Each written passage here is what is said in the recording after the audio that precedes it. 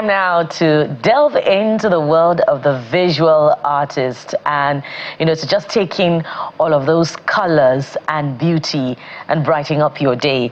And to join us on this particular segment of the program is Ifeanyichukwu Oraemeka.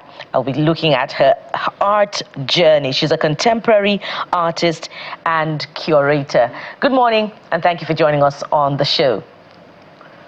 Good morning. Thank you for having me. It's very good to have you. So Thank you. It's okay to call you a visual art connoisseur and a visual artist. 2 in 1, right? Well, yeah. Well, you could say that. I curate, and I also do arts and crafts. Beautiful. So share with us your backstory. What brought about that interesting mix for you? Okay. I have always been arty, even though I have my degree in the sciences. I've always been an arty person. I've always been drawn to things that are occurring in nature. I get my inspirations from all around me. So right from a very early age, I do try my hands on things.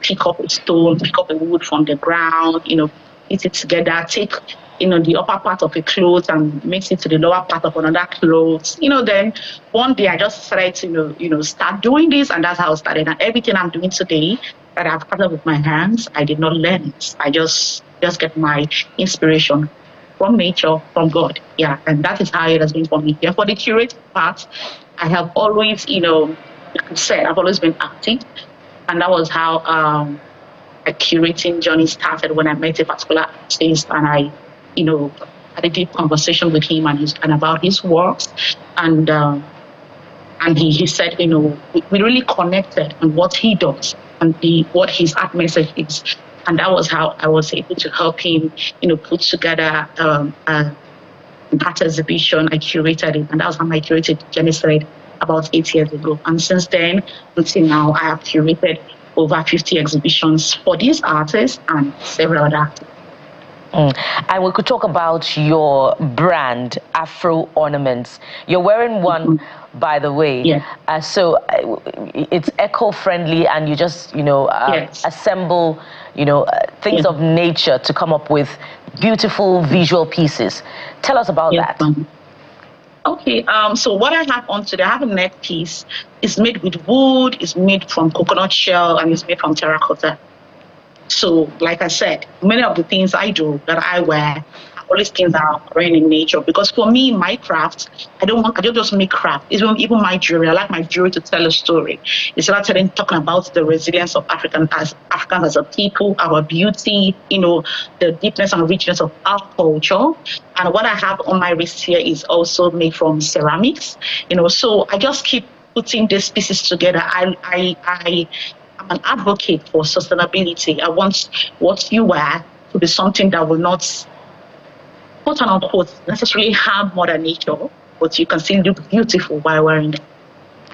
So let's talk a bit about, some of your exhibitions and some of your findings about what informs, what's in the mind of artists, of visual artists, particularly as we've navigated through many different times in the last decade or two. How much of the visual artists are still documenting our culture, our diversity, even our challenges. During COVID, you would see some of the artworks speaking to that particular time of, the world, even here in Nigeria. So talk to us about the transitions that you've observed in the themes of visual artists. Okay, for me, art is an ever-growing theme. So, like you said, during COVID, people were addressing COVID. There are a lot of artists. We have a lot of contemporary artists today who their art addresses several things that you find occurring today. A lot of our culture are getting influenced by some other cultures. People are trying to show it. A lot of people think that Africa started from slavery. But we have artists who are, correcting this by showing you, by trying to show the world what we are, the beauty of what we are. our culture, our richness, our food. There are different expressions of art. Art is not only just what you do, you draw or you make with your hands. There are people who are saying it, there are people who are singing it, there are people who tell it as a story.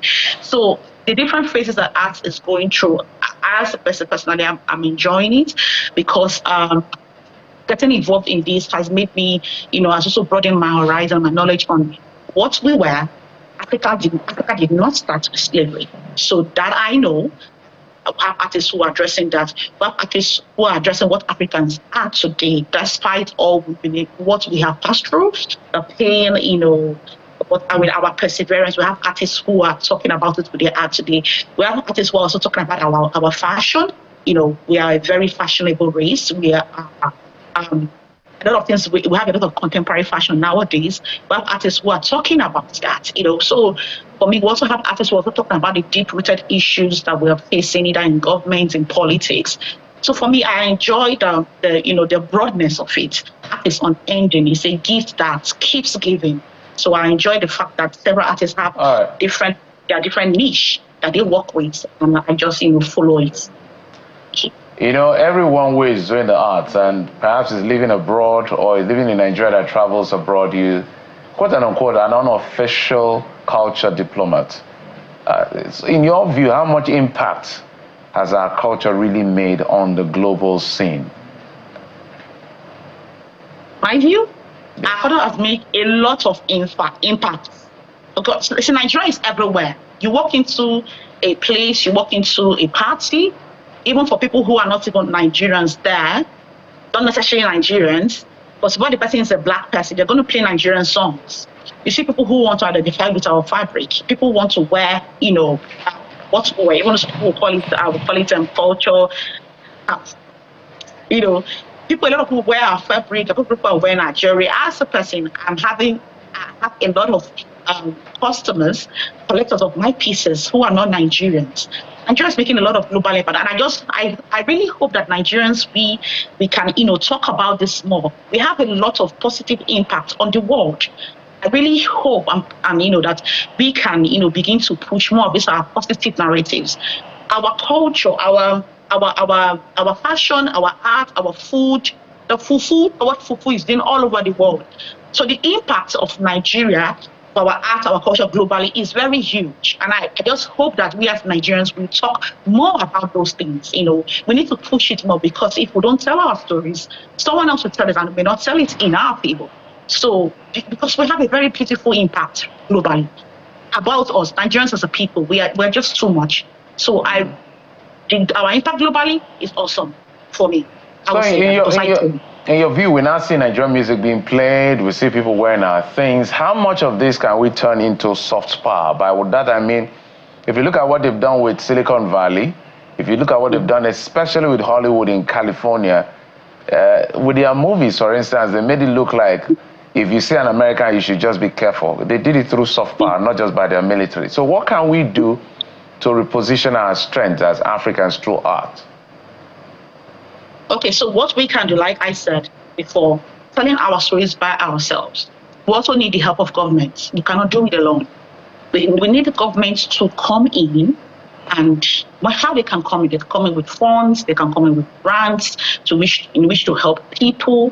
We can also use the media. We just keep talking about these stories. Like I said, we need to tell our stories. I don't like the stereotype where people will say, oh, when you see a Nigerian, you just have to escape. You see these things on the media. If we begin to put out positive stories about us, about what we are doing, we should not create everything is not a joke. We shouldn't make everything to a meme that we laugh about. This is the time. The world has our attention. The world is global. Use our media to push our works. The government too, they have a very huge part to play in it. Push our works. Push what we're doing positively. Nigerians have to consciously do this. Keep pushing our story. All the positive things we are doing. We have Nigerians almost in every sector you can think of in the world. Nigerians are there and they are representing very well. These people who are doing these things should be projected so that people will see. A lot of people, when they hear Nigeria, they don't only think of something negative. But no, there are a lot of beautiful things that we are doing. So we need Nigerians collectively as a people both home and diaspora, and we also need the government so much. We really need the government on this. They need to help us in whatever way the government can help with, either with funding, either with some projection, whatever it is they need to do. All right. Need to do that. And that's what we do on the program, showcasing the works of Nigerians making a difference. Just in 10 seconds, for those who say that, look, I never chop, I haven't eaten breakfast, so why should I hang this in my living room? So what would you say to them? For the connoisseurs I've met in my life, most of them form the elite bloc. So what would you say to Nigerians who say, no, I'd rather, take care of my tummy than hang an art piece in my living room? Okay, so for this, I'm going to say this. I also want people to change this narrative that you need to be a millionaire to own an art piece. Now, there are art pieces that go even for as low as 5,000 naira. All right. And the beauty of art is that it keeps appreciating. It never depreciates. Okay. Please know that these things exist. If you need more information on this, you can talk to me. All right. Me, you will get it. Yes. All right. Thank you so much, Ifeanyichukwu Oraemeka, contemporary artist and curator. Thank you for your time on the program. Thank you for having me. Thank you.